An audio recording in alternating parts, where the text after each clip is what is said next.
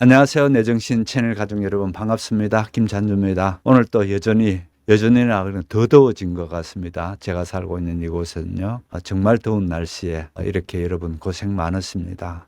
우리가 폭풍의 언덕, 좀 바람이라도 불었으면 좋을 텐데 우리는 바람도 안 불고 이렇게 더운 데 있습니다만은 어떻든 작품 속으로 들어가 보는 시간 되도록 하겠습니다. 오늘 6장 7장을 하게 될 텐데 우선 6장을 시작하기에 앞서서 그동안에 진행되어 온 이야기들, 말 그대로 이야기 형태로 가보겠습니다. 왜 그런가 하면은 이 더운 날에 뭘 배운다 이렇게 하면 힘들지 않습니까? 그래서 이야기를 한번 들어보겠다 이런 생각으로 그렇게 참여해 주시면 고맙겠습니다. 자, 이야기는 1800년대입니다. 영국의 북쪽 요커스 지방입니다. 산촌인데 그 가운데도 하워스라는 지역입니다. 그런 아주 우리 쪽으로 보면은 함경도 어떤 산이라든지 산천 마을이든지 이 배경을 그렇게 생각하면 좋겠습니다. 폭풍의 언덕은 한 집안에 그 집이 있는 집의 이름이라면은 위치가 마찬가지로 언덕 위에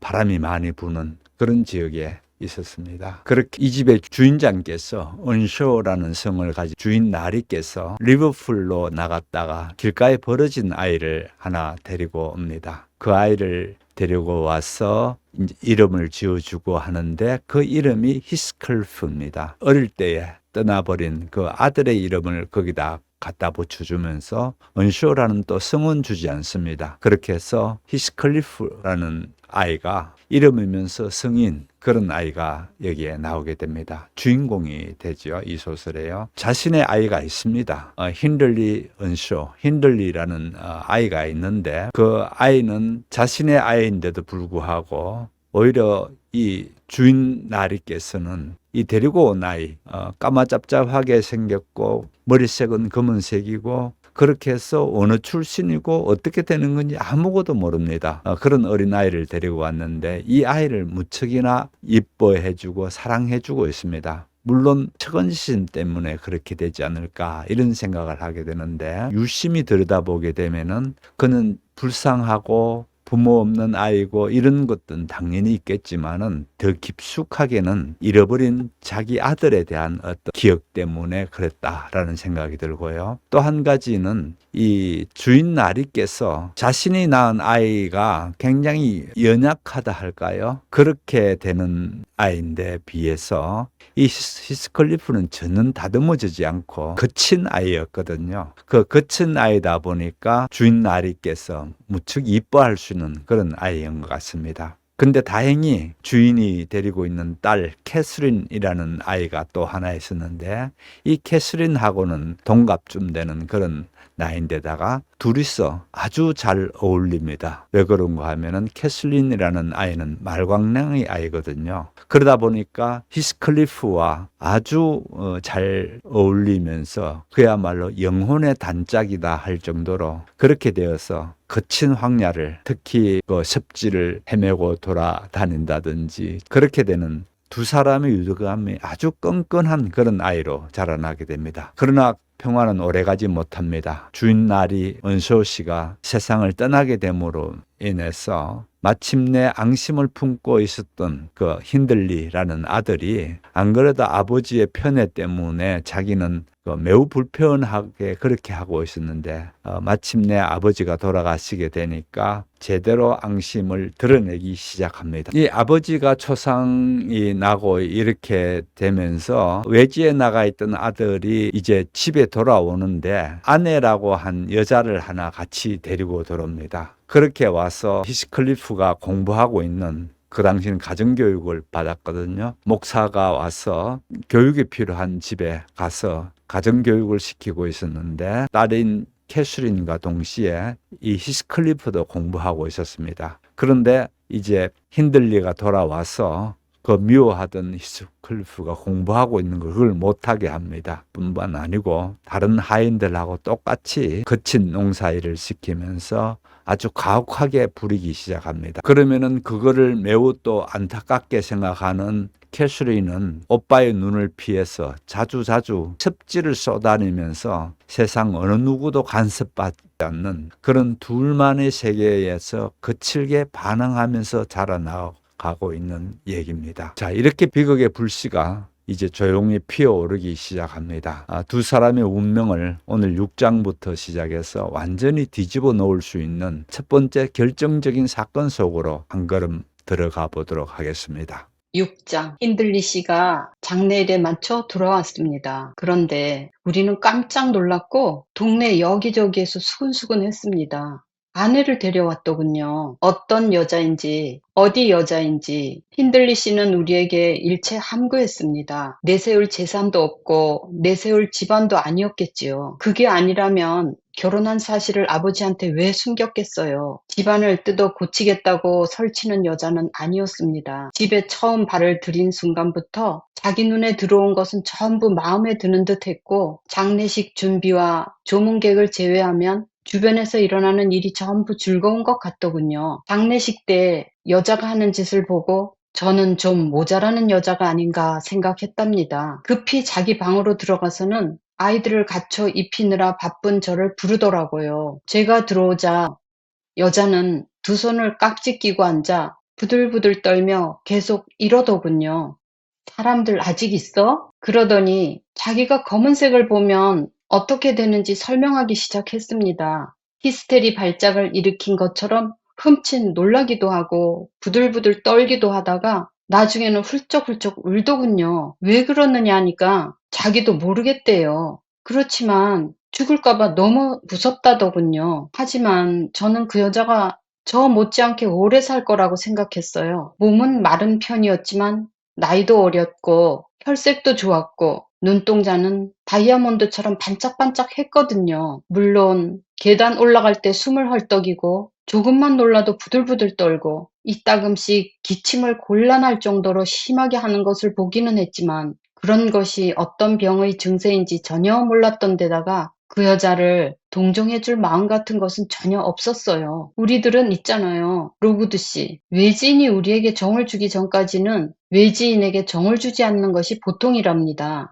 언쇼 청년은 집을 떠나 있던 3년 동안 많이 바뀌었습니다. 살이 빠졌고 혈색이 나빠졌고 말투와 옷차림이 완전히 달라졌더군요. 돌아온 당일에 조지 프랑 제게 큰 방은 자기가 써야겠으니 이제부터는 부엌을 쓰라고 그러더라고요. 언쇼 청년의 원래 생각은 아무도 안 쓰는 작은 방에 카펫을 깔고 도배를 해서 응접실로 쓰는 것이었는데 아내가 흰 바닥과 활활 타는 큰 벽난로를 그렇게 마음에 들어하고 백납 접시와 장식장과 개들을 그렇게 마음에 들어하고 응접실을 돌아다닐 일은 없겠지만 돌아다닐 수 있는 넓은 공간이 있다는 것을 그렇게 마음에 들어하니 아내의 편의를 위해서 따로 응접실을 마련할 필요는 없겠다고 생각해서 애초의 계획은 중단했답니다. 여자는 시누이의 존재에도 만족감을 나타냈습니다. 처음에는 캐서린에게 조잘되기도 하고 입을 맞추기도 하고 따라다니기도 하고 선물 공세를 퍼붓기도 했습니다. 하지만 여자의 애정은 금방 사라졌습니다.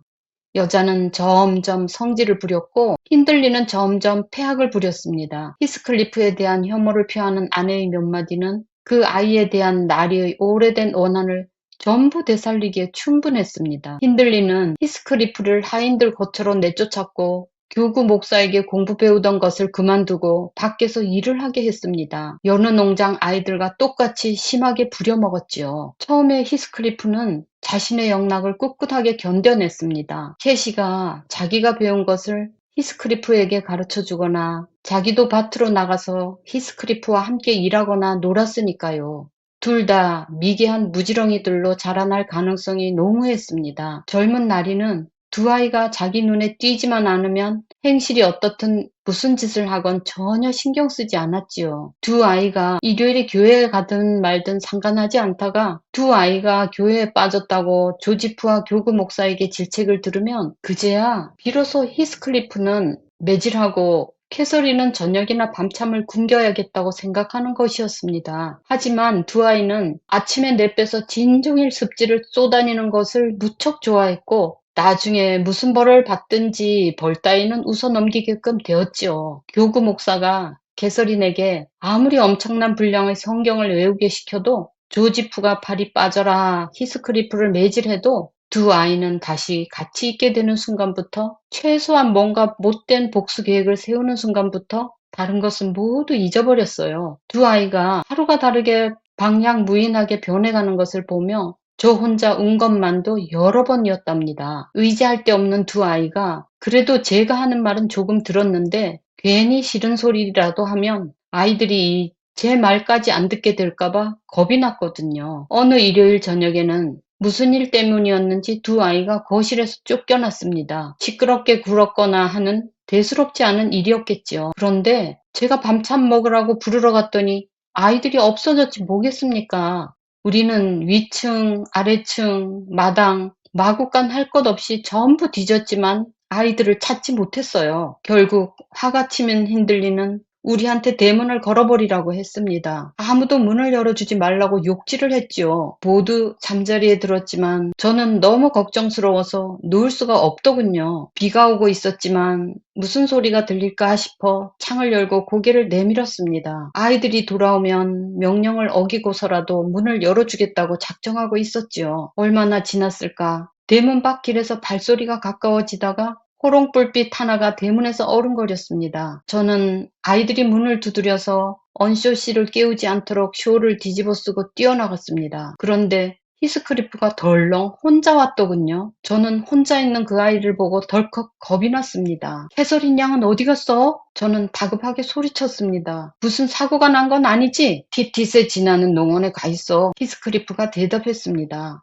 나도 옆에 있을 생각이었는데 예의 없는 녀석들이 나한테는 있으라고 권하지도 않더라고. 야, 너 이제 큰일 났어. 제가 말했습니다. 쫓겨나야 정신을 차리지.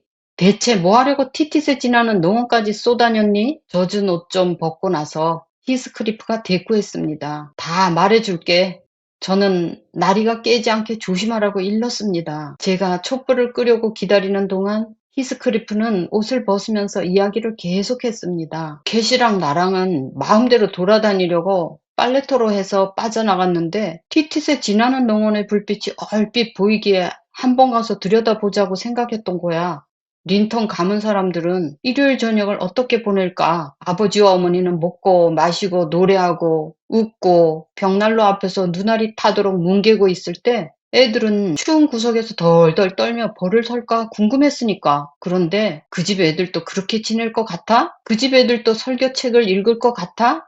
그 집 애들도 자기 집 하인한테 성경 문답을 강요당할 것 같아? 제대로 대답을 못하면 성경책에 나오는 이름을 반페이씩 암기해야 할 것 같아? 아니, 나는 대꾸했습니다. 그 집 애들은 착하니까 너희처럼 벌 받을 필요도 없을 것 같은데. 웃기지 마, 히스크리프가 말했습니다. 말도 안 돼. 우리는 폭풍의 언덕 꼭대기에서부터 농원까지 단숨에 달려 내려갔어. 달리기에서는 캐서린이 참패했지. 맨발이었거든. 내일 늪에 가서 캐서린 신발 좀 찾아줘. 우리는 구멍난 울타리로 기어 들어가서 더듬더듬 오솔길을 따라갔어. 그러고는 음접실 창문 밑에 있는 화단으로 들어갔지. 불빛이 흘러나오는 데가 거기였어. 덧창도 다 튀지 않았고 커튼도 반쯤 열려 있었거든. 우리 둘 다 지하실 창틀을 디디고 창턱에 매달려 들여다보는데 멋지더라. 으리으리한 방에 카펫도 진홍색, 의자랑 탁자 커버도 모두 진홍색이고 천장은 완전히 하얀색에 테두리는 황금색이고 천장 한복판에는 은사슬에 유리방울이 비오는 것처럼 드리워져서 작은 촛불들이랑 은은하게 반짝이고 린턴 노인네에는 없었어. 에드거 남매가 방을 몽땅 차지하고 있었으니 즐거워하는 게 마땅하지 않아? 우리였다면 천국이라고 생각했을 텐데. 그런데 넬리가 착하다고 하는 그 애들이 무슨 짓을 하고 있었는 줄 알아? 이사벨라는 11살일 거야. 캐시보다 1살 아래니까 방 한쪽 끝에 벌러덩 누워서 고래고래 악을 쓰고 있더라고. 벌겋게 달궈진 마녀의 바늘이 자기 몸을 여기저기 쑤셔대기라도 하는 것 같았어. 거기에 에드거는 벽난로 앞에 두커니 서서 소리 없이 울고 있고 탁자 한복판에 자그마한 개가 쭈그리고 앉아 앞발을 흔들며 깽깽대더라고. 두 아이가 서로 탓하는 것을 듣자 하니 서로 개를 갖겠다고 싸우다가 개를 둘로 찢을 뻔했더라고. 바보 같은 것들. 그런 짓을 하면서 놀다니. 살아있는 털뭉치 하나를 서로 갖겠다고 싸움질을 하고 한참 싸운 다음에는 서로 갖기 싫다면서 울고불고 하고 우리는 그 응석바지들을 한바탕 비웃어줬어. 정말 한심했으니까. 언제 내가 캐서린이 좋아하는 것을 뺏으려고 하는 거 봤어? 언제 캐서린이랑 나랑 둘이 놀 때 서로 멀찌감치 떨어져서 악을 쓰고 잉잉 울고 바닥에서 뒹구는 거 봤어?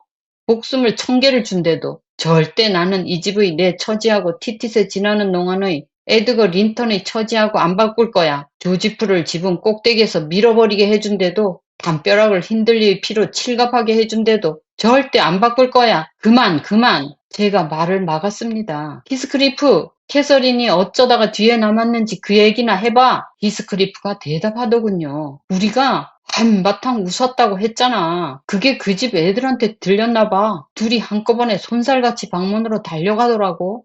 잠시 가만히 있다가 크게 고함을 치더라. 으아, 엄마, 엄마. 으아, 아빠. 으아, 엄마. 으아, 와봐.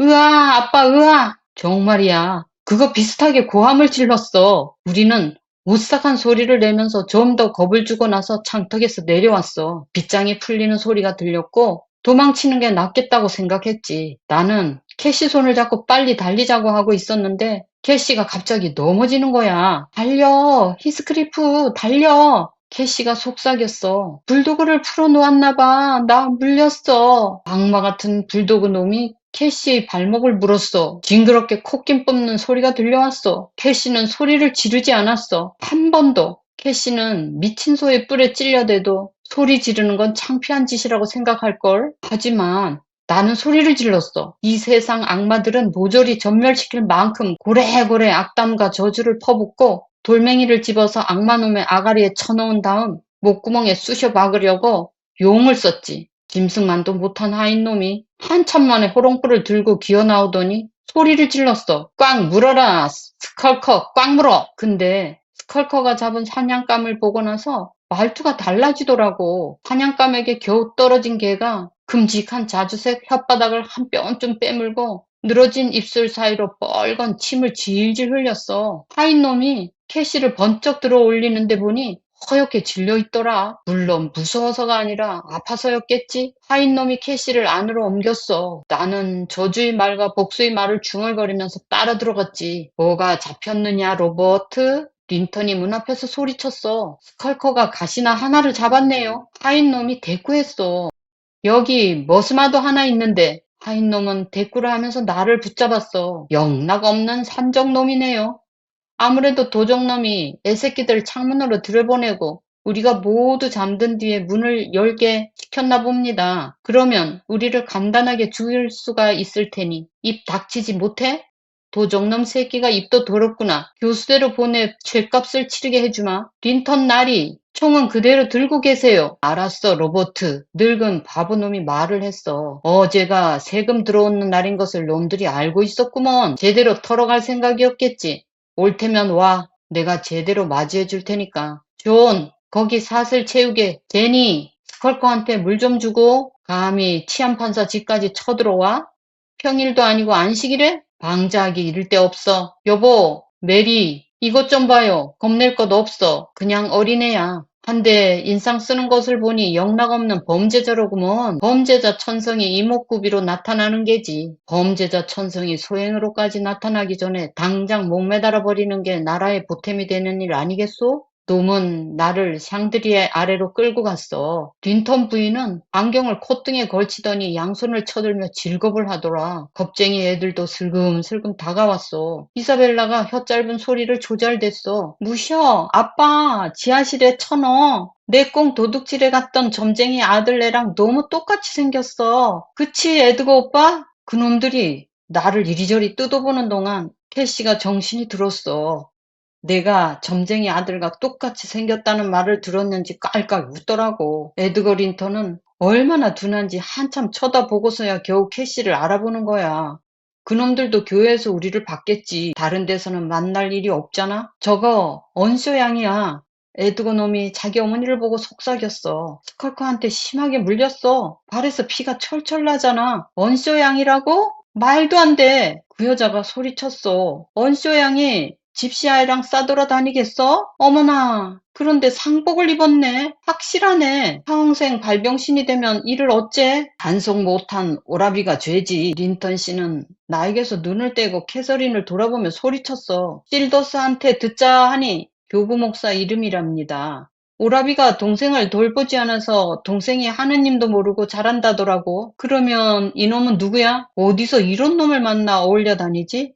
아하, 돌아가신 그 집 어른이 리버풀에 다녀오는 길에 이상한 걸 주워왔다더니 바로 이놈인 거 보군. 인도 뱃놈이라고 했던가? 아메리칸인지 스페인에서 떠내려온 놈이라고 했던가? 어쨌거나 몹쓸 애잖아요. 시끄러운 할망구가 떠들었어. 점잖은 집안에 들일 애가 아니에요. 린턴, 저 애가 무슨 말을 하는지 들었어요? 우리 아이들이 있는 데서 저런 말이 들리다니 기가 막히네요. 내가 다시 악담을 시작했더니 화내지 마, 넬리. 로버트 놈한테 나를 쫓아내라는 명이 떨어졌어. 나는 캣이랑 같이 아니면 안 간다고 버텼는데 로버트 놈이 나를 마당으로 질질 끌고 나가서 호롱을 떠안기면서 내가 저지른 짓을 언쇼 씨한테 모두 이른다고 위협을 하더니 당장 꺼지라며 등을 떠민 다음 곧장 문을 걸어 잠그더라. 커튼은 아직 반쯤 열려 있었어. 나는 다시 창턱에 매달려 안을 들여다보았어. 캐서린이 나가겠다고 하는데 그놈들이 못 나가게 하면 내가 그 집 유리창을 몽땅 산산조각 내서라도 구해내겠다고 생각했지. 캐서린은 소파에 가만히 앉아 있었어. 린턴 부인은 우리가 빌려 나온 외양간 하녀의 회색 망토를 벗기면서 고개를 절레절레 흔들었어. 캐서린을 나무라는 것 같더라. 캐시는 아씨였으니까 나랑은 대우가 달랐지. 하녀가 더운 물 대야를 가지고 들어와 발을 씻겨주었고 린턴 씨는 니거스를 만들어 주었고 이사벨라는 쿠키 한 접시를 몽땅 캐서린 무릎에 쏟아주었고 에드거는 멀쩡히 입을 해벌리고 서 있었어. 나중에는 캐서린의 예쁜 머리카락을 말리고 빗질해 주었고 캐서린에게 큼지막한 슬리퍼를 내주었고 캐서린을 이삿짐 밀어서 벽난로 앞으로 데려가 주었어. 나는 거기까지 보고 돌아왔어. 캐서린은 잔뜩 신이 나서 자기 먹을 것을 작은 개랑 스컬커한테 나누어 주었고 스컬커가 받아먹으니까 코를 살짝 꼬집었어. 그 집 아이들을 흐리멍텅한 퍼런 눈동자에 생기가 돌았지. 캐서린의 아름다운 얼굴이 희미하게나마 비쳤을 때니까. 보아하니 둘 다 캐서린을 보고 홀딱 반했더라. 캐서린은 그런 애들 따위와는 이 세상 사람들 따위와는 차원이 다르잖아. 그치 넬리? 너는 모르겠지만 너 아주 큰 사고 친 거야. 저는 이불을 덮어주고 촛불을 끄면서 대답했습니다. 히스크리프, 너 참 구제불능이다. 힌들리 씨도 극단적으로 나올 수밖에 없을 거라고 두고 보렴. 겁주려고 했던 말이 적중했습니다. 언쇼 씨는 불의의 사건에 노발대발했습니다. 그리고 다음날 린턴 씨가 이를 바로잡겠다고 직접 찾아와서 젊은 나리에게 집안 다스리는 법에 대해 한바탕 설교를 늘어놓고 돌아가자 주인은 심기일전하고 집안 돌아가는 꼴을 진지하게 반성하게 되었지요. 히스크리프에게는 매를 때리지 않고 단 한 번 더 캐스린 양과 말을 하면 당장 쫓아내겠다고 했습니다. 언쇼 부인은 시누이가 집으로 돌아왔을 때 제대로 단속하는 일을 맡았습니다. 강압 대신 책략을 쓰기로 했지요. 강압으로 나갔다면 도저히 단속할 수 없었을 거예요. 함께 읽었었던 6장의 내용은 이겁니다. 아이들은 그야말로 힘들게 하고 그러더라도 잘 쏘다니면서 그렇게 놉니다. 그런데 어느 날 밤에는 린턴 가문의 저택을 훔쳐보게 됐습니다. 그렇게 린턴 가문을 훔쳐보다가 들키게 되면서 결국은 개에게, 불독 개에게 캐서린이 물리게 되죠. 그렇게 해서 치료를 받게 되고 그렇게 되는가 하면은 같이 그렇게 훔쳐보다가 들키게 된 히스클리프 같은 경우는 그 집에서 쫓겨납니다. 워낙 몰골도 그렇고 아이가 쓰는 말도 험한 말이고 이러다 보니까 그렇게 쫓겨나게 되는 게 6장의 내용입니다. 저자인 에밀리 브론테는 6장에 처음에 나오고 있는 이 프랜시스라는 여자, 이름은 프란시스인데 힌들리가 외부에서 자기 아내라 하면서 데리고 온 경우입니다. 출신도 뭐 보잘것없고 도무지 말하지를 않습니다. 그래서 미스터리한 그런 방식으로 나갑니다. 결국은 히스클리프만 여기에서 외부 인사로서의 미스터리로 남는 게 아니고 여기에 프란시스 역시나 외부에서 들어온 전혀 어떤 가문이고 어느 출신이고 언급은 일체 없습니다. 행태를 보게 되면은 좀 이상한 부분이 있습니다. 장례를 치르기 위해서 사람들이 검은 옷을 입고 왔다 갔다 하고 이렇게 되니까 이 검은색에 대해서 거의 발작하다시피 합니다. 결국은 나는 죽음이 생각나서 힘들다 이렇게 하면서 부정적인 걸 보이는가 하면은 또 나이는 젊은 여자인데 지금 얘기를 하고 있는 사람이 하녀장인 넬리입니다. 나보다도 젊은 여자였는데도 계단을 오르고 그렇게 할 때 숨차는 것을 봤다. 당시 같은 경우에는 대부분 이럴 경우에 결핵일 가능성이 상당히 높거든요. 계단을 올라가도 기침이 잦고 숨차게 하는 것, 그런 것들의 결핵의 전형적인 징후가 나타납니다. 그럼에도 불구하고 넬리는 얘기 중에 잠깐 얘기가 나보다 더 오래 살 거라고 나는 그렇게 생각했지요 라고 말합니다. 아무튼 나보다 더 오래 살 걸로 생각했습니다 라고 하는 부분에서 넬리가 말하고 있는 이 시점에는 이미 이 사람은 죽고 없은 상태이죠. 그러면서 이 소설에서의 이중적 아이러니를 보여주고 있습니다. 진짜 핵심은 넬리에 대해 짧은 논평인데 짧은 논평을 하는 데에 이런 얘기를 합니다. 그대로 읽어보면요. 외지인이 우리에게 정을 주기 전까지는 외지인에게 정을 주지 않는 것이 보통 이쪽 동네 사람들이다. 이 말은 사실은 히스클리프가 평생 겪게 될 외지인이라는 배제의 원리, 사람들로부터 앞으로 계속해서 히스클리프가 겪게 되는 어떤 그런 구조를 프란시스라는 인물을 빌려서 미리 예고해주고 되는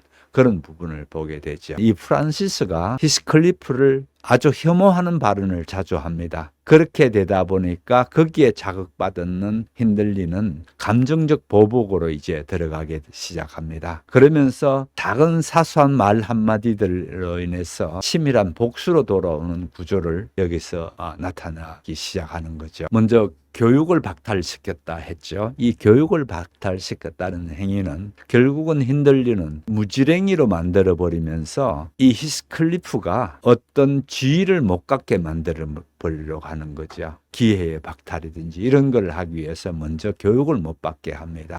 그런가 하면은 이렇게 힌들리가 그 같은 행위를 하면 할수록 또 이 두 아이는 결국은 그 힌들리의 동생인 캐슬린과 그 같은 또래의 아이인 히스클리프는 케미가 맞다고 했습니다. 그러다 보니까 얘들은 더 열심히 그렇게 저항한다 할까요? 같이 딱 동맹이 되어지는 형태로 되면서 예를 들어 때린다든지 벌을 준다든지 그럴 것 같으면 그냥 벌 받고 난 뒤에 행동이 바꿔지는 게 아니고 오히려 비웃습니다. 그렇게 비웃으면서 더 바깥을 돌기 시작하죠. 습지로 도망간다든지 이렇게 되면서 그 다음에는 티티스에 지난 농원을 훔쳐보는 일이 밤에 일어납니다. 이 집안의 창문에 매달려서 두 아이가 집 안을 이렇게 들여다봅니다. 그렇게 들여다보게 되면은 폭풍의 언덕이 가지고 있는 원초적이고 거칠고 이런 공간에 비해서 여기에서는 아주 또 다른 부분을 보게 됩니다.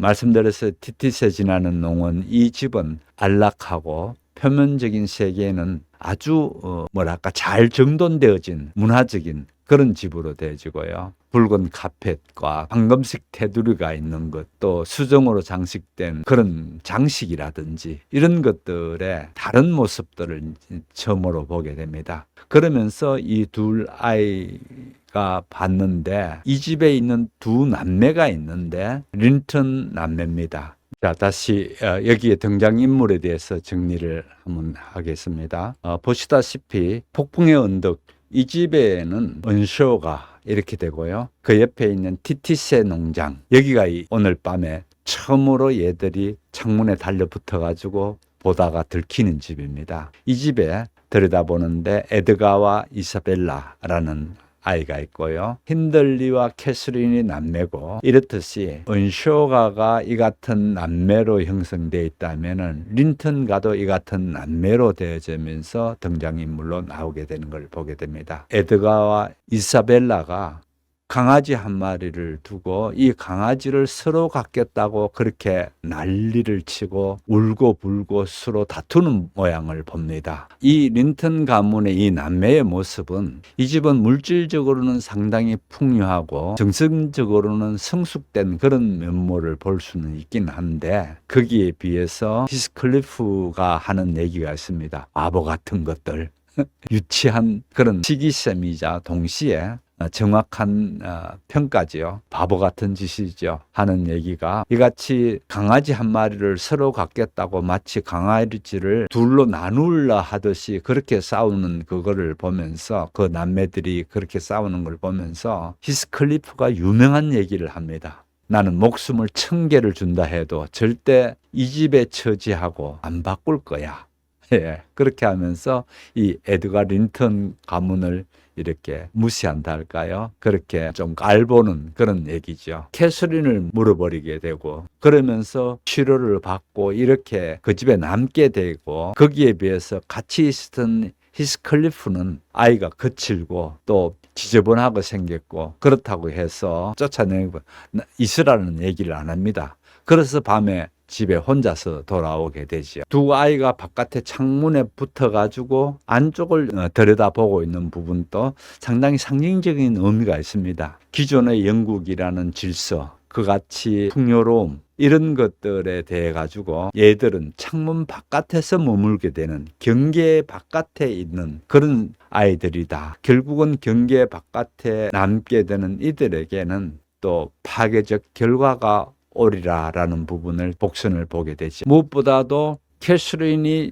이렇게 불독한테 물리면서 그렇게 이 집에 끌려들으면서 이 사람들이 처음으로 아이를 대하는 자세를 한번 보십시오. 도적놈이라고 그러고 범죄자 천성이 이목구비로 나타난다. 그러니까 얼굴에서 벌써 이것들이 범죄자다, 이렇게 합니다. 그런데 자세히 봤더니만은 그때는 뭐 요즘처럼 전기가 있을 때가 아니니까 이 린턴가의 안주인이 교회에서 얘들을 봤다는 거예요.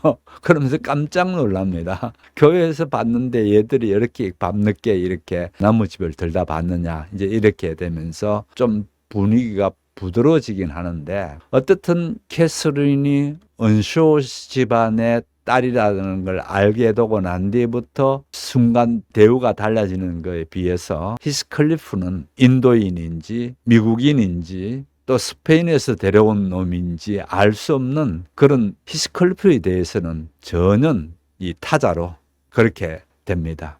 결국은 인종적 편견이 여전히 타자화시키고 있는 그런 부분을 보게 되죠. 그 다음에 7장으로 가보도록 하겠습니다. 7장. 캐시는 티텟에 지나는 농원에서 크리스마스까지 5주를 머물렀습니다. 그동안 발목도 완전히 나았고 행실도 꽤 조신해졌어요. 그동안 안주인이 자주 찾아가서 캐시의 행세를 바로잡는 일을 시작했거든요. 안주인은 예쁜 옷과 예쁘다는 칭찬으로 캐시의 자존심을 살려주었는데, 캐시는 예쁜 옷도 예쁘다는 칭찬도 넋죽 받아들였지요. 그랬으니 모자도 쓰지 않은 천방지축 선모습이 집 안으로 뛰어들어와서 우리들 전부를 숨이 막히도록 끌어안아 줄 줄 알았는데, 아주 기품 있는 숙녀분이 갈색 컬을 찰랑찰랑하며 깃털 달린 수달피 모자에 승마용 드레스 차림으로 잘생긴 검은 조랑말을 타고 와 양손으로 치맛단을 들어올리면서 들어오더군요. 힌들리는 캐시를 말에서 내려주며 기쁜 듯이 소리쳤습니다. 이야, 캐시, 너 꽤 미인으로구나. 못 알아볼 뻔했다. 이제 숙녀 티가 난다. 프랜시스, 이사벨라, 린턴 따위와는 비교가 안 되지? 이사벨라는 꾸며서 그렇지 원래 예쁜 애가 아니에요. 그의 아내가 대꾸했습니다. 그렇지만 아가씨도 집에 와서 다시 천방지축으로 돌아가지 않게 정신 차려야죠. 엘렌, 캐서린 양이 옷 갈아입힐 도와드려라. 아가씨, 가만히 있어요. 컬이 망가지잖아요. 모자끈은 내가 풀어줄게요. 저는 승마용 드레스를 벗겨주었어요. 그랬더니 화려한 비단 체크 무늬 원피스와 하얀색 바지와 반들반들하게 닦은 구두가 반짝반짝 하더군요. 개들은 캐시를 반기며 펄짝펄짝 뛰어올랐지만 캐시는 기쁜 눈을 반짝이면서도 개들이 자신의 호화로운 옷에 엉겨붙을까봐 개들을 만져주지는 못했습니다. 캐시는 제게 살짝 입을 맞추고 그때 저는 크리스마스 쿠키를 만드느라 밀가루 투성이었으니 저를 끌어안았으면 낭패였겠지요. 히스클리프를 찾아 두리번거렸습니다. 온시오 내에는 두 아이의 만남을 불안하게 주시했습니다. 두 친구를 떼어놓을 수 있으리라는 자기들의 기대가 얼마나 근거가 있는지 그 만남을 통해 어느 정도 가늠되리라 생각했지요. 히스클리프를 찾는 것은 쉬운 일이 아니었습니다. 캐서린이 곁에 있을 때도 히스클리프는 남의 말에 무신경했고 다른 사람들도 그에게 관심을 갖지 않았는데 캐서린이 집을 떠나 있는 동안에는 그 정도가 10배는 더 심해졌거든요. 일주일에 한 번이라도 히스클리프를 지저분한 아이라고 불러주고 씻으라고 일러주는 이는 저 하나뿐이었습니다. 사실 그 나이 때 씻기 좋아하는 애가 어디 있겠어요. 그랬으니 석 달 열흘 진흙탕과 먼지 답새기를 뒹군 옷과 잔뜩 헝클어진 덥수룩한 머리는 말할 것도 없고 얼굴과 손은 오싹하리만치 더러웠습니다. 그런데 자기랑 비슷한 아이가 뛰어 올라올 줄 알았다가 그토록 눈부신 처자가 다소곳이 들어오는 것을 보았으니 히스클리프가 등받이 높은 긴 의자 뒤로 슬그머니 숨은 것은 당연했습니다. 히스클리프는 어디 갔어? 캐서린이 이렇게 물으며 장갑을 벗으니 아무 일도 하지 않고 집안에만 있던 덕에 놀라울 정도로 하얘진 손가락이 드러났습니다. 히스클리프, 나와봐라. 킨들리 씨가 소리쳤습니다. 히스클리프가 당황하는 것이 즐거웠고 히스클리프가 개망나니 같은 흉한 꼴로 등장할 수밖에 없으리라 생각하니 흐뭇했던 것입니다. 다른 하인들도 캐서린 양에게 인사했으니까 너도 이리 나와 인사해라. 캐시는 친구가 의자 뒤에 숨어있는 것을 눈치채자마자 불이 나게 달려가서 끌어안아주고 단숨에 볼에 7, 8차례 입을 맞추었습니다. 그런 다음 잠시 멈칫하면서 한 발 뒤로 물러나더니 웃음을 터뜨렸습니다. 그러면서 소리쳤습니다. 어머나, 얼굴이 어쩌면 이렇게 시커멓고 험상궂니? 어쩌면 이렇게 웃기고 무섭니? 하긴 내가 에드거 린턴이랑 이사벨라 린턴한테 익숙해져서 그렇겠지만 히스크리프, 나를 잊은 거니? 캐서린이 그렇게 물은 것은 무리는 아니었습니다. 창피함과 자존심이 히스크리프의 얼굴에 이중의 그늘을 들이우며 히스크리프의 움직임을 마비시켰으니까요. 악수해도 된다, 히스크리프. 온시오 씨가 생색을 내면서 말했습니다. 어쩌다 한 번은 괜찮다. 싫어. 아이는 한참 만에 겨우 입을 떼고 대꾸했습니다. 나를 비웃으면 가만 안 둬. 그러면서 히스크리프는 방을 빠져나가려고 했습니다. 하지만 캐시양이 다시 붙잡았습니다. 비웃을 생각은 없었어. 캐시양이 말했습니다. 나도 모르게 웃음이 났어, 히스크리프. 악수라도 하자. 너 왜 골을 내니? 그냥 내가 이상해 보여서 그랬단 말이야. 세수하고 빗질하면 괜찮아질 거야. 근데 너 너무 더럽다. 캐서린은 자기가 잡고 있는 히스크리프의 손을 걱정스럽게 바라보았고 히스크리프의 옷에 다 때가 탔을 자기 옷도 역시 걱정스럽게 바라보았습니다. 그러게 누가 만지래? 히스크리프는 캐시의 시선을 뒤쫓다가 급히 손을 빼며 대답했습니다. 더러운 건 내 맘이야. 나는 더러운 게 좋아. 나는 더럽게 살 거야. 히스크리프가 이렇게 말하며 방에서 뛰쳐나가자 나리 뇌는 기뻐했고 캐서린은 많이 걱정했습니다. 자기한테 더럽다는 말 좀 들었다고 그렇게 성질을 부리다니 캐서린은 이해할 수 없었지요. 저는 새로 오신 숙녀분을 위해 몸쪽 노릇을 해드리고 쿠키를 오븐에 넣고 큰 방과 부엌 벽난로에 불을 활활 지펴 크리스마스 이브에 어울리는 밝은 분위기를 만든 다음 편히 앉아 캐럴을 부르며 혼자만의 시간을 즐길 생각이었습니다. 조지프는 제가 부른 신나는 곡들이 유행가나 다를 바 없다고 했지만 저는 그런 말에 신경 쓰지 않았지요. 조지프는 혼자 기도한다면서 일찌감치 자기 방에 들어갔고 온시어 내에는 아가씨를 위해서 사온 화려한 자파를 이것저것 내보이며 아가씨의 관심을 독차지했습니다. 아가씨가 쓸 것이 아니라 아가씨가 린턴 가문 아이들에게 선사할 감사의 선물이었죠. 그 집 아이들은 다음 날 폭풍의 언덕에 오기로 되어 있었어요. 온시어 네어의 초대가 받아들여졌거든요. 하지만 한 가지 단서가 달려 있었어요. 린턴 부인이 그 욕질하는 몹쓸 아이가 자기 아가들 옆에 얼씬도 못하게 해달라고 부탁했거든요. 이런 상황이었으니 저는 계속 혼자였습니다. 코끝을 찌르는 향신료의 진한 향을 음미하며 반짝반짝 조리기구들과 호랑가시 나무로 장식한 반질반질한 시계와 저녁에 밤참용 멀드에일을 부어 내갈 수 있도록 쟁반 위에 가지런히 늘어놓은 은재 맥주잔들과 깨끗하게 쓸고 닦은 바닥에 감탄하면서요. 특히 제가 공을 들인 것은 바닥이었는데 얼룩 하나 없이 말끔했답니다. 저는 마음속으로 그 하나하나에 응분의 갈채를 보내주었습니다.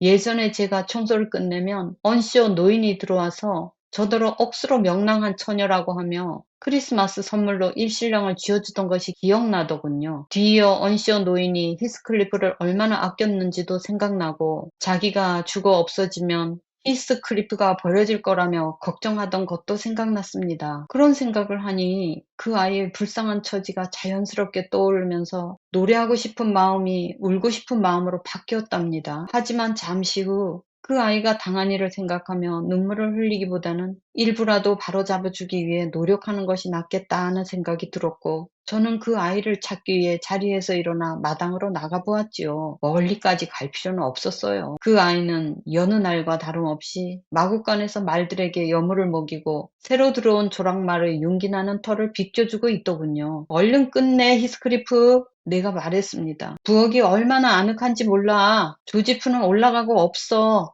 내가 서둘러 끝내면 캐시 양이 오기 전에 내가 너를 근사하게 꾸며줄게. 그럼 너희 단둘이서 벽난로를 차지하고 잘 시간까지 오래오래 떠들 수 있잖아. 그 아이는 하던 일을 계속할 뿐 저한테는 눈길 한 번 주지 않더군요. 자, 올라올 거지? 저는 말을 이어갔습니다. 작은 쿠키가 한 사람 앞에 한 개씩 거의 구워졌어. 그런데 너를 갖춰 입히려면 반 시간은 걸리겠다. 저는 5분을 기다리다가 아무런 대꾸도 못 듣고 그냥 들어왔습니다. 캐서린은 오빠 부부와 함께 저녁을 먹었지요. 조지프와 제 식사는 조지프의 잔소리와 제 말대꾸로 버무려진 비우호적인 식사였습니다.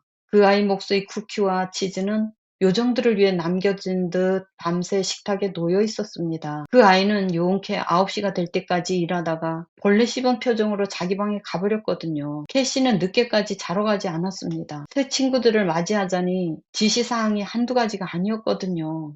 캐시는 부엌에 한번 들어왔습니다. 옛날 친구에게 말을 건네자는 생각이었죠. 하지만 자기 친구가 안 보이자 도대체 그 애가 왜 그러는지 모르겠다며 말한 다음 금방 나가버렸어요. 다음날 아침 그 아이는 일찍 일어났습니다. 휴일이었으니 심통을 부리며 습지로 나갔다가 식구들이 교회를 출발한 다음에야 슬슬 나타나더군요. 밥도 굶고 생각도 많이 해서인지 기분이 좀 나아진 듯 했습니다. 그 아이는 한동안 제 주위를 얼쩡거리더니 한껏 용기를 내어 불쑥 소리쳤습니다. 넬리, 나 좀 단정하게 만들어줘. 이제 착해질게. 히스크리프, 진작 그럴 것이지. 너는 벌써 캐서린을 속상하게 했어. 캐서린은 집에 오지 말 걸 그랬다고 생각한 거야. 너는 캐서린이 너보다 대접받는 걸 보고 캐서린을 시기하는 것 같구나. 그 아이는 캐서린을 시기하는 것이 무슨 뜻인지도 모르는 듯 했지만 캐서린을 속상하게 하는 것이 무슨 뜻인지는 그런대로 분명하게 이해했습니다. 속상하대? 히스크리프는 잠옷 심각한 표정으로 물었습니다. 오늘 아침에 캐서린한테 내가 또 나갔다고 말했더니 캐서린이 울었는걸. 나는 어젯밤에 울었는걸. 그 아이가 응수했습니다. 울 이유는 내가 더 많아. 어련하시겠어. 오만한 심장과 배고픈 위장을 이끌고 자러 갈 이유가 왜 없었겠어? 제가 말했습니다. 오만한 사람들은 없는 슬픔까지 만들어내거든. 어쨌든 내가 성질 부린 것이 미안하면 캐서린이 오자마자 사과해. 알았지? 일단 옆에 가서 입맞춤 해주고 그런 다음 무슨 말로 사과해야 하는지는 내가 제일 잘 알겠지. 그냥 진심으로 사과하면 되는 거야. 캐서린은 고급 옷을 입었다고 해도 캐서린이니까 당장은 식사를 준비해야 하지만 금방 짬을 내서 너를 근사하게 꾸며줄게. 그럼 에드거 린턴 따위는 너에 비하면 계집아이 인형 같을 거야. 하긴 원래 그 아이는 계집아이 같아 보이더라. 너는 나이는 어리지만 키도 더 크고 어깨 너비도 2배는 되겠다. 너라면 그 아이를 눈 깜짝할 사이에 때려 눕힐 수도 있을 거야. 너도 동감이지? 히스클리프의 얼굴이 순간 환해졌지만 금방 다시 그늘이 드리웠습니다. 히스클리프는 한숨을 내쉬었습니다. 그렇지만 넬리, 내가 그 아이를 20번을 때려 눕힌다 해도 그 아이가 잘생겼다는 사실이 변하는 건 아니잖아. 내가 못생겼다는 사실이 변하는 것도 아니고. 나도 금발의 하얀 피부라면 얼마나 좋을까. 그렇게 좋은 옷을 입고 그렇게 행동거지가 똑 바르다면 얼마나 좋을까. 나도 커서 그 아이처럼 부자가 된다면 얼마나 좋을까. 그래 봤자 조금만 문제가 생겨도 엄마를 찾는 게 뭐가 좋니? 제가 반문했습니다. 촌뜨기가 주먹을 올리기만 해도 벌벌 떠는 게 뭐가 좋니? 소나기 온다고 종일 집에 처박혀서 꼼짝 안 하는 게 뭐가 좋니? 야, 히스크리프. 그렇게 기죽을 거 없어. 거울 앞에 서봐. 내가 뭐가 좋은 건지 보여줄게. 미간에 주름 2개가 생긴 거 보이니? 눈썹은 짙은데 아치를 못 그리고 중간에 처진 게 보이니? 검은 악마 한 쌍이 눈썹 뒤로 너무 움푹 들어가서 창문을 힘차게 열어젖히기는커녕 사탄의 첩자리인 양 창문 쪽에서 어른어른하는 게 보이니? 저 험악한 주름을 없앤다면 정말 좋을 거야. 눈을 좀 더 크게 뜨고 눈동자를 다 드러내면 정말 좋을 거야. 악마 한 쌍을 천사 한 쌍으로 바꾸고 아무것도 의심하지 말고 틀림없이 적이 아닐 경우에는 모두 친구라고 생각하면 정말 좋을 거야. 불량한 똥개 같은 표정하지 마. 발길질을 당한 개가 자기 같은 놈은 얻어맞아 싸다는 듯 행동하면서도 실은 발길질한 사람뿐 아니라 온 세상을 증오하는 표정이잖아. 에드거 린턴같이 크고 푸른 눈에 넓은 이마라면 정말 좋을 거다. 그런 얘기잖아. 히스크리프가 대꾸했습니다. 그랬으면 정말 좋았겠지. 하지만 바란다고 되는 게 아니잖아. 젊은 총각, 마음이 고우면 얼굴도 고와진답니다. 저는 말을 이어갔습니다. 당신이 새까만 흑인이라 해도 마음만 고우면 고와 보이지요. 하지만 마음이 미우면 세상에서 가장 고운 얼굴이라 해도 세상에서 가장 추한 얼굴보다 추해진답니다. 이제 머리도 감았고 빗질도 끝났고 심통 부리기도 끝났는데 어때? 너 꽤 잘생긴 것 같지 않니? 솔직히 말하면 너 꽤 잘생겼어. 변장한 왕자라고 해도 믿겠다. 누가 아니? 너희 아버지는 중국 황제고 너희 어머니는 인도 여왕이라. 한쪽의 죽음만 바꿔도 폭풍의 언덕과 티티세 지나는 농원을 둘 다 사버릴 수 있을지? 알고 보면 너도 몹쓸 뱃사람들에게 유괴당해 영국까지 끌려왔던 거야. 만약 내가 너와 같은 처지라면 내가 원래 고귀한 혈통이라고 생각하면서 살겠다. 내가 어떤 사람이었나를 생각하면 용기와 위험이 생기고 일개 농사꾼 따위의 탄압은 쉽게 견뎌낼 테니까. 저는 계속 이렇게 조절됐고 히스크리프는 점점 인상을 펴고 기분 좋은 표정을 짓기 시작했습니다. 그러다 갑자기 대문 바깥에서 우리의 대화를 중단시키는 마차 소리가 들렸습니다. 듣자 하니 마차는 대문을 통과해 마당으로 들어왔습니다. 히스크리프와 저는 손님들을 구경하기 위해 각각 창문과 문으로 뛰어갔습니다. 린턴 가문 아이들은 망토와 모피로 숨이 막힐 만큼 둘둘 말린 모습으로 가족 마차에서 내려섰고 언쇼 가문 사람들은 각자 말에서 내렸습니다. 겨울이면 언쇼 가문 사람들은 교회 갈 때 종종 말을 탔거든요. 캐서린은 두 아이의 손을 한쪽씩 붙잡고 큰 방에 데리고 들어가 벽난로 앞에 앉혔습니다.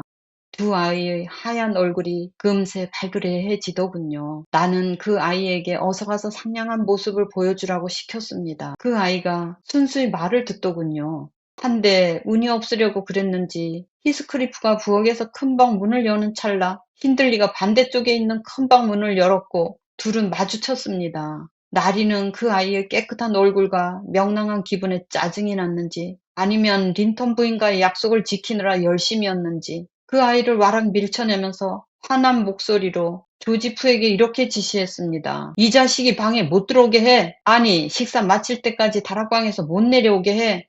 잠시라도 부엌에 혼자 두면 타르트를 손가락으로 휘협하고 가위로 훔쳐먹을 테니. 아니에요. 얘는 그런 애가 아니에요. 저는 가만히 있을 수가 없더군요. 그리고 맛있는 게 있으면 애도 맛을 봐야지요. 저 자식이 날 저물기 전에 아래층에서 얼쩡대다 나한테 걸리면 내 주먹 맛을 보게 될 거다. 어두워질 때까지는 못 내려오게 해. 거지 같은 놈아, 당장 꺼져. 어이씨구, 내 놈이 모양을 부렸나? 그 꼬부린 머리 좀 만져보자. 잡아당기면 더 길어지나 보게. 지금도 너무 길어요. 린턴 군이 문틈으로 엿보다가 거들었습니다. 저러면 두통 생기는데? 머리카락이 망아지 갈기처럼 눈을 덮었어요. 없인 여기려고 이런 말을 한 건 아니었습니다. 하지만 히스크리프는 그때 이미 린턴 군을 연적으로 미워하고 있었던 것 같아요. 그런 애가 건방진 소리를 짓거리니 안 그래도 격한 성미인데 참아주기가 어려웠겠지요. 히스크리프는 일단 손에 닿는 대로 뜨거운 사과 소스 그릇을 집어 상대방의 얼굴과 목덜미에 정통으로 끼얹었습니다. 린턴 군은 즉시 울기 시작했고 이사벨라와 캐서린이 달려왔습니다. 언쇼 씨는 즉시 죄인을 붙잡아 자기 방에 끌고 갔고 벌개진 얼굴로 숨을 헐떡이며 돌아왔습니다. 죄인의 흥분을 가라앉힌다며 독한 약을 처방해 준 것이 분명했습니다. 저는 행주를 가져다 에드거의 코와 입을 약간 신경질적으로 닦아주며 쓸데없이 끼어드니 벌을 받은 것이라고 했습니다. 에드거의 동생은 집에 가겠다며 울기 시작했고 캐시는 모든 것이 난처한지 얼굴을 붉히며 서 있었습니다. 히스크리프한테 말을 건 게 잘못이야. 캐시는 린턴을 타일렀습니다. 그 애는 화가 나 있었단 말이야. 재미있게 놀 수 있었는데. 너 때문에 다 망쳤어. 거기다 매도 맞을 거야. 나는 그 애가 매 맞는 거 싫어. 아무것도 못 먹겠어. 에드거, 왜 걔한테 말을 시킨 거니? 말 안 시켰어. 에드거는 흐느끼며 대답했습니다. 그러면서 제 손에 빠져나가 나머지 소스를 자기 주머니에 있던 고급 손수건으로 닦아내더군요. 그 애랑은 한마디도 안 했다고 엄마하고 약속했어. 그래서 한마디도 안 했어. 야, 울지 마. 캐서린이 한심하다는 표정으로 대꾸했습니다. 누가 널 죽인 것도 아니잖니. 이제 말썽 피우지 마. 우리 오빠 온다. 조용히 해. 그만 울어. 이사벨라, 너한테는 아무 짓도 안 했잖아. 자, 얘들아, 자리에 앉으렴. 힌들리가 수선스럽게 들어오면서 소리쳤습니다. 나는 그 짐승 같은 놈 덕분에 후끈하네. 에드거 군, 다음에는 주먹으로 해결하는 거야. 그러면 식욕이 생길걸. 모인 사람들은 먹음직스러운 음식을 본 순간 평정을 되찾았습니다. 말을 탄 후라 시장했던 그들은 음식을 먹으며 쉽게 풀어졌습니다. 정말 해를 입은 사람은 없었으니까요. 언쇼 씨는 고기를 썰어서 접시 가득 담아주었으며 안주인은 재미있는 이야기로 분위기를 띄웠습니다. 나는 안주인의 의자 뒤에서 식사 시중을 들었는데 캐서린이 눈에 물기 하나 없이 태연하게 거인 날개 쭉지를 썰기 시작하는 것을 보니 마음이 아팠습니다. 매정한 아이 같으니. 저는 속으로 생각했습니다. 오랜 소꿉친구가 곤란에 빠졌는데 전혀 신경 쓰지 않는구나. 저렇게나 이기적인 줄은 몰랐는데 캐서린은 고기 한 점을 입으로 가져가다가 다시 내려놓았습니다. 그러다 갑자기 뺨을 붉히더니 눈물을 왈칵 쏟아냈습니다.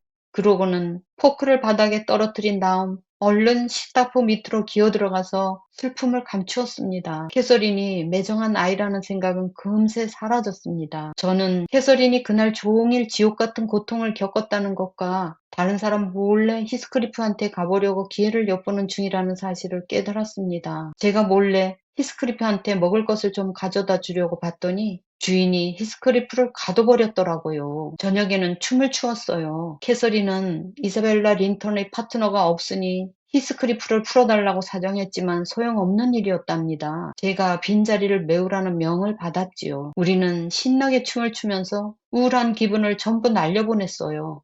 기모턴 악단이 도착하자 분위기는 한층 흥겨워졌고요. 단원은 15이었고 트럼펫 하나, 트롬본 하나, 클라리넷 몇 개, 바순 몇 개, 홀은 몇 개, 더블 베이스 하나에 가수들도 있었어요. 기모턴 악단은 매년 크리스마스에 지체 높은 집안들을 순회하며 사례비를 받았는데 우리는 그들의 연주를 제일 가는 여흥으로 생각했답니다. 우리는 악단의 반주에 맞춰 통상적인 캐럴들을 부른 다음 가곡과 중창곡을 들려달라고 했습니다. 언쇼 부인이 음악을 좋아한 덕분에 우리도 악단의 연주를 실컷 들었죠. 캐서린도 음악을 좋아했습니다. 하지만 계단 위에서 듣는 것이 제일 좋다면서 어두운 곳으로 올라가더군요. 저도 따라 올라갔습니다. 사람들이 워낙 많으니 우리가 없는 줄 모르고 큰방 문을 닫더군요. 캐서린은 곧장 계단에서 일어났습니다. 그러고는 히스크리프가 갇혀있는 다락방으로 통하는 사다리를 타고 올라가서 히스크리프를 불렀습니다. 히스크리프는 한동안 고집을 부리며 대답하지 않았지만 캐서린이 계속 부르니까 결국 환자 너머에서 이야기를 시작했습니다. 저는 두 아이의 이야기를 방해하지 않고 물러났습니다. 그러고는 노래가 거의 끝나가고 노래하던 사람들을 위해 다가를 준비해야 할 때쯤에 캐서린에게 기뜸해 주려고 사다리를 올라갔습니다. 그런데 캐서린의 모습은 보이지 않았고 다락방 안에서 캐서린의 목소리가 들려왔습니다. 이 원숭이 같은 것이 다른 다락방의 들창으로 빠져나가 지붕 위로 해서 히스크리프가 있는 다락방의 들창으로 기어든 것입니다. 캐서린을 구슬려 나오게 하느라 제가 정말 얼마나 고생을 했는지 몰라요. 캐서린이 나올 때 히스크리프도 따라 나왔습니다. 캐서린은 저더러 히스크리프를 부엌으로 데려가라고 했습니다. 제 부엌 동지 조지프는 삿된 곡조가 시끄럽다면서 이웃집에 가고 없었으니까요. 저도 그런 속임수를 도와줄 생각이 전혀 없다고 두 아이에게 못 박았지만 히스크리프가 전날부터 쫄쫄 굶었으니 이번 한 번만은 죄수 히스크리프가 간수 힌들리 씨를 속이는 일을 눈감아 주기로 했습니다. 히스크리프는 아래층에 내려왔습니다. 저는 히스크리프를 위해 벽난로 앞에 걸상을 놓고 맛있는 것들을 잔뜩 차렸습니다. 하지만 히스크리프는 기운이 없어 제대로 먹지 못했고 히스크리프를 즐겁게 해주려는 제 노력은 수포로 돌아갔습니다. 히스크리프는 두 손으로 턱을 괴고 팔꿈치를 양 무릎에 올린 자세로 말없이 생각에 골몰했습니다.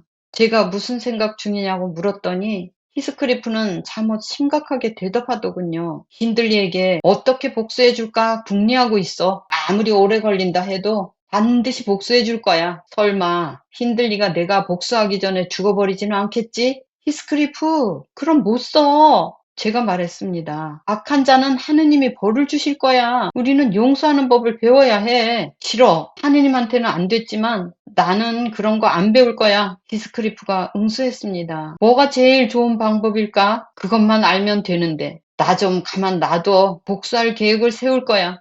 복수를 생각하는 동안에는 아픈 줄도 모르겠어. 한데 로구드 씨, 이런 이야기엔 흥미 없으신 거 제가 깜빡했네요. 이렇게 늙도록 짓거리고 앉아 있었다니. 죽은 식어버리고 로구드 씨는 졸고 계시는데 로구드 씨가 들려달라고 하신 히스크리프의 내력 같은 건 대여섯 맞으면 되는 것을. 이러면서 한 여장은 하던 말을 끊고 일어나서 바느질거리를 치우려고 했다. 하지만 나는 벽난로 앞을 떠날 수 없을 것 같은 기분이었다. 내가 졸고 있었다니 당치 않은 말이었다. 아직 일어나지 말게 딘 부인. 내가 소리쳤다. 반 시간만 더 있다가 가지 그래. 이야기는 느긋하게 풀어가는 것이 옳지. 그게 바로 내가 좋아하는 방법이야. 그러니까 끝을 맺을 때도 그런 방법으로 해주게나. 이야기에 등장했던 인물들이 정도의 차이는 있지만 모두 흥미롭군 그래. 시계가 11시를 치고 있네요. 그게 무슨 상관인가? 나는 자정 이전에는 잠자리에 드는 법이 거의 없네. 10시까지 누워있는 사람한테는 1시나 2시도 이른 시간이지. 10시까지 누워 계셔서는 안 되죠. 10시라면 오전의 절반이 훌쩍 지난 시간이잖아요. 10시까지 하루 일의 절반을 못 끝내면 그날 안에 나머지 절반을 못 끝낼 공산이 크답니다. 그건 그렇지만 딘부인, 거기 앉아보게.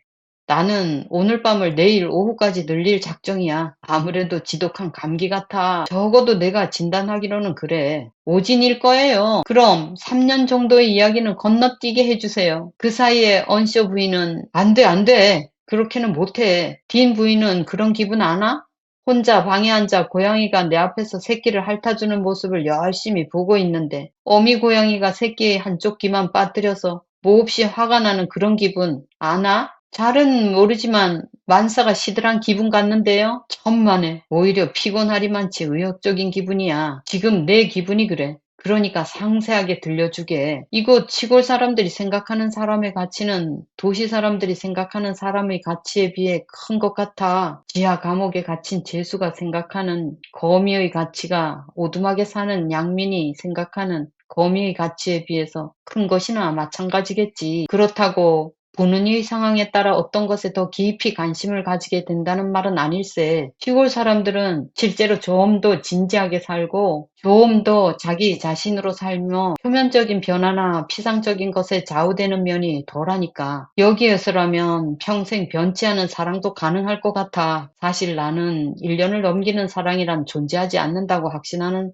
사랑의 불신자였거든. 시골은 배고픈 사람이 한 가지 요리 앞에 앉아 자기의 식욕을 집중하고 요리의 참맛을 알아내는 것과 비슷한데 도시는 프랑스 요리사 여러 명이 차려놓은 식탁 앞에 앉는 것과 비슷하지. 다양하게 즐길 수는 있지만 하나의 요리가 관심과 기억에서 차지하는 비중은 지극히 미미할 뿐이야. 여기 사람들도 알고 보면 다른 데 사는 사람이나 마찬가지예요. 딘 부인은 나의 말이 다소 곤혹스럽다는 듯이 대꾸했다. 실례되는 말일지도 모르지만 내가 다시 대꾸했다. 딘 부인만 해도 그 말에 대한 인상적인 반증인걸. 간혹 사소한 부분에서 시골 티가 나기는 하지만 딘 부인의 행동 거지는 내가 딘 부인이 속한 계층의 특징이라고 생각하던 것하고는 완전히 다르니까. 딘 부인은 대다수의 하인들에 비해 생각하는 일이 많았던 것 같아. 쓸데없이 노닥거리면서 인생을 허비하는 일이 드물다 보니 사고력이 길러질 수밖에 없었겠지. 딘 부인이 웃음을 터뜨렸다. 물론 저는 제가 착실하고 이성적인 편이라고 생각합니다만 딘 부인이 말했다. 산속에 처박혀 날이면 날마다 판에 박힌 사람들만 구경하고 같은 일만 반복하며 살아온 덕이라고 말하기는 어렵네요. 고생이 지혜를 가르쳐 주었고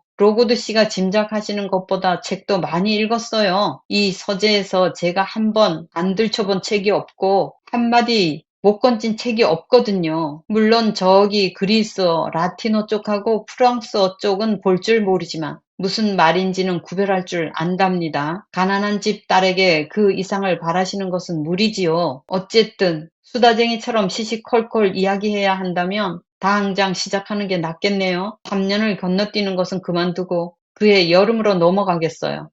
1778년 여름이었으니 거의 23년 전이네요. 몇 주 뒤에 린턴 가문에서 치료를 받고 그렇게 했던 캐서린은 아주 우아한 숙녀의 모습을 띠면서 이제 폭풍의 언덕 집으로 돌아옵니다. 히스클리프는 이 돌아온 캐서린의 모습에 굉장히 위축되고 수치심을 느끼고 또 엇나가기 시작합니다. 왜 그런가 하면은 너무 다른 모습으로 그같이 같이 뛰놀고 그랬던 야성적인 아이가 갑자기 그렇게 잘 정돈된 그런 형태로 이제 돌아왔단 말이에요. 그런데 크리스마스에 이쪽 린턴 가문을 초대한 거죠. 그렇게 초대해서 뭐 다른 사람 가운데 특히 넬리는 그 히스클리프를 단장시키고 화해를 모색해 보려고 합니다. 그런데 웬걸 막 그렇게 해서 아이를 좀 이렇게 단장시켜 가지고 이렇게 했는데 힌들리가 딱 이렇게 마주치게 되니까 너는 위에 올라가서 내려오지 마 이렇게 하면서 아이를 위에 가다 놓는 식으로 그렇게 되어버립니다. 아주 그 폭언을 하고 그렇게 되는데 힌들리로부터 그렇게 당하고 있을 때에 이 집에 초대되어져 온 린턴 가문의 에드가 린턴, 아까도 말씀드렸다시피 이사벨라의 오빠지요.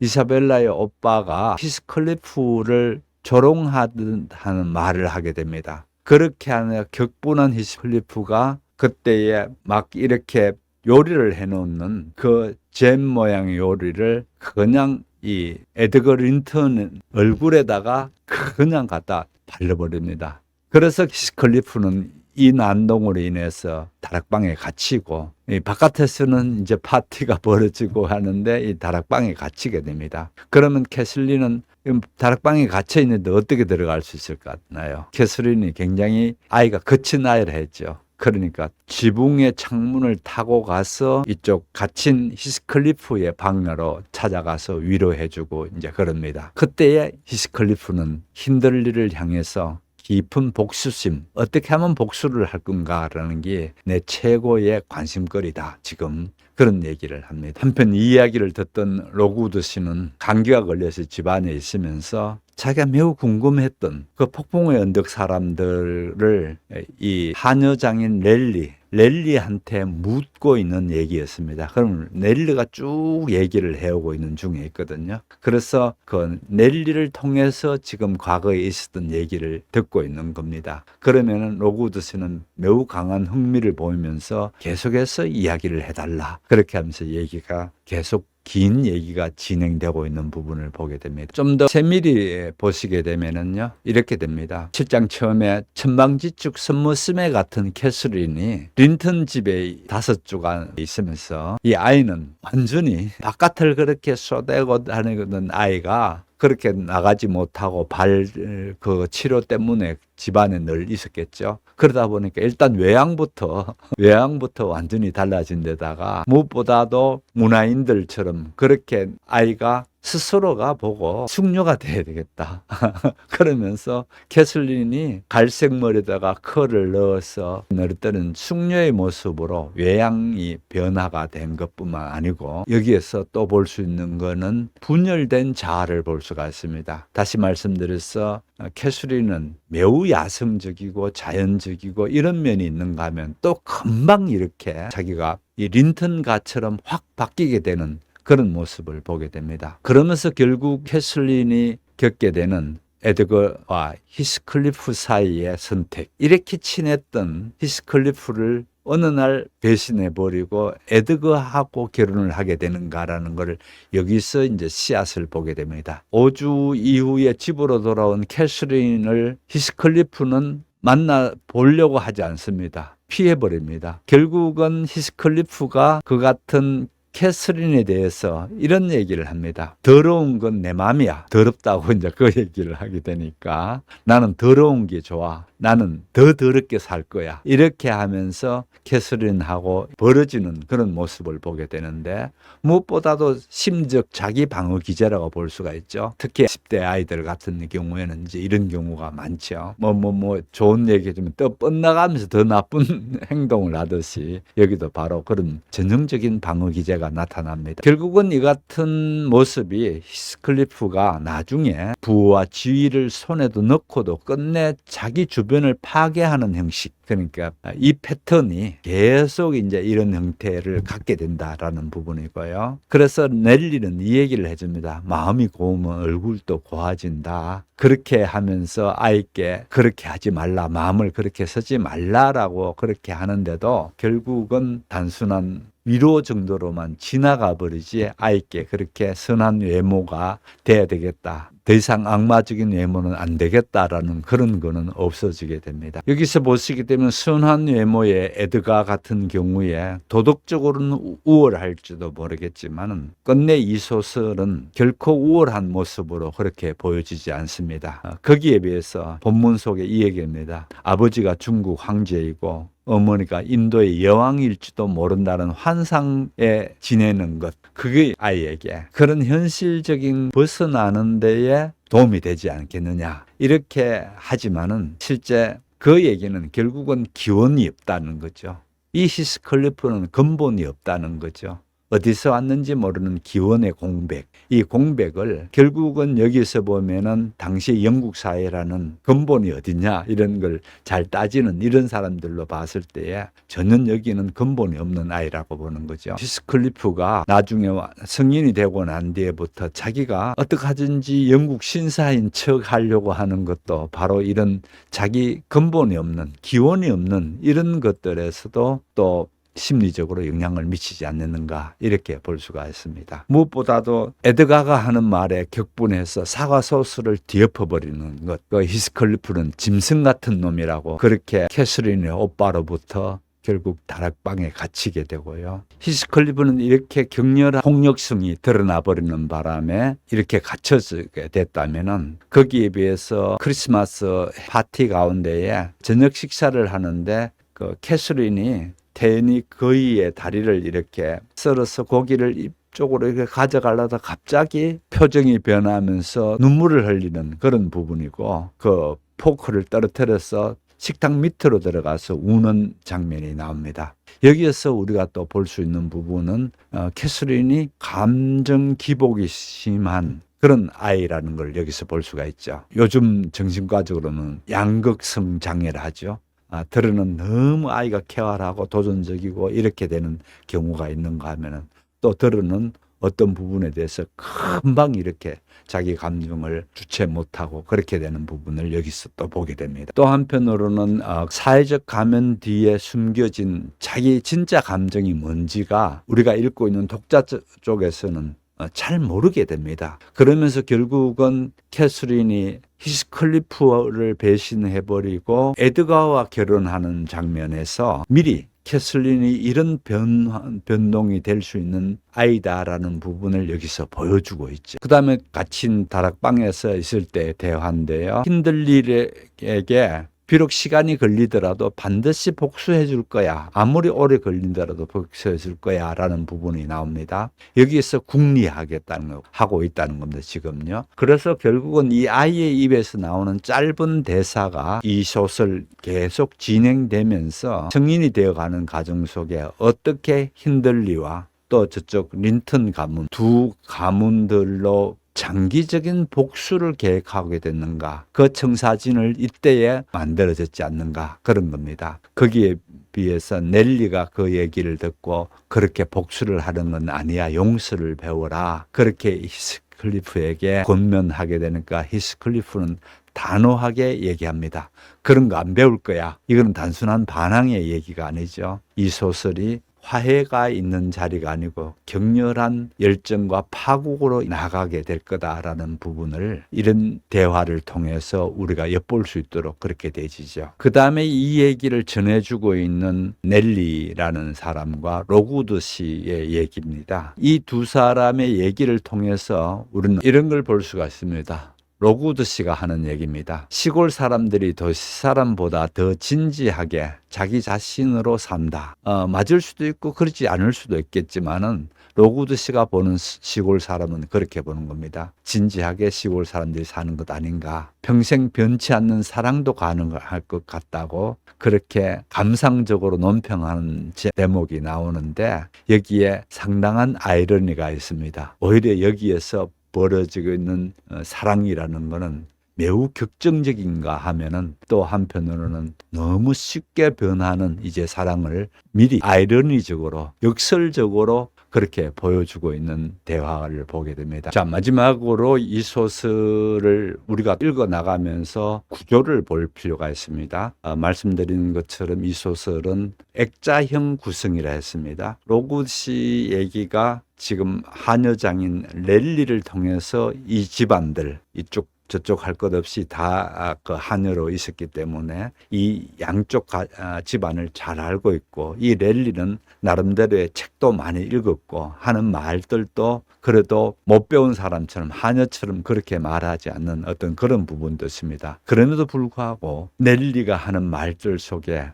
많은 경우가 굉장히 주관적으로 판단하고 있다라는 부분을 군데군데 보여줍니다. 예를 들어서 넬리가 화자로서 이렇게 전해주고 있는 그 말들 가운데에 군데군데 그대로 믿으면 안 돼라는 걸 심어 놓습니다. 예를 들어서 넬리가 매정한 아이 같으니 라는 주관적인 자기 주관을 갖다 넣는다든지, 그거를 또다시 로그우드 씨가 이제 우리께 연결해주고 있는 방식이거든요. 그래서 이중 프레임 속에 있다 할까요? 자, 얘기라는 건 어떻게 되나요? 한 단계 넘어가고 또 한 단계 넘어가면은 얘기가 왜곡되기 쉽죠. 그래서 이것 속에서는, 이런 프레임 속에서는 상당히 얘기가 왜곡될 가능성이 있다. 이것 그대로가 진실인가라는 것은 우리는 계속 의문을 던져가면서 이 소설을 읽어나가야 제대로 읽어갑니다. 왜 그런가 하면은 이 소설의 주제가 그렇게 단순하게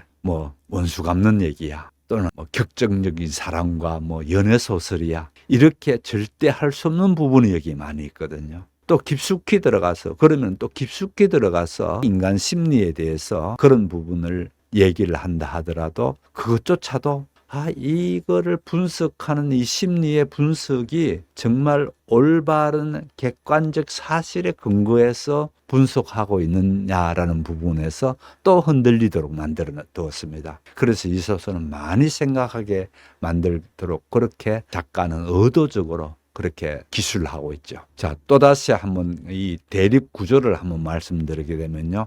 폭풍의 언덕은 말 그대로 이 폭풍의 언덕 가문은 거친 바람이 몰아치는 그런 고지대입니다. 거기에 비해서 티티스에 지나는 농원은 작은 새 한 마리가 스쳐가는 목가적 평온함을 얘기합니다. 창문 밖에서 안을 들여다보는 소녀는 평생 경계 바깥에, 그러니까 나는 저기는 안 들어갈래 라는 것을 여기서 얘기하고 있죠. 거기에 비해서 5주 만에 숙녀로 돼서 돌아온 캐서린 같은 경우에 이미 두 세계, 한쪽은 폭풍의 언덕에서 쭉 봐왔던 거라면은 티티스에 지나는 농원에서 경험했던 이 두 세계에서 분열되어가는, 쪼개져가는 주인공을 보게 되고요. 오늘 이 다락방에서 복수라는 거를 생각하고 있다라고 하는 이 복수라는 부분이 이 소설 앞으로 전체적으로 펼쳐질 설계도라 할까, 그림의 형태가 여기서 나타나기 시작합니다. 여기서 이제 그려지기 시작하는 거죠. 오늘 6장과 7장, 비록 2개 장에 밖에 안 되지만 이 2개 장에서 심어놓은 씨앗이 자라나기 시작한 결과가 이 소설의 마지막이다. 이렇게 보면서 앞으로 어떻게 이 씨앗들이 자라나가면서 이 소설의 얘기가 진행될 건가, 그런 거는 우리가 살펴봐야 될 부분입니다만은, 어떻든 여기에서 씨앗이 뿌려졌다, 그렇게 보시면 되겠습니다. 더운 날씨에 긴 시간 이렇게 함께 해주신 여러분 감사드리고요. 다음 주에 또 이어서 그렇게 가보도록 하겠습니다. 대단히 감사합니다. 안녕히 계십시오.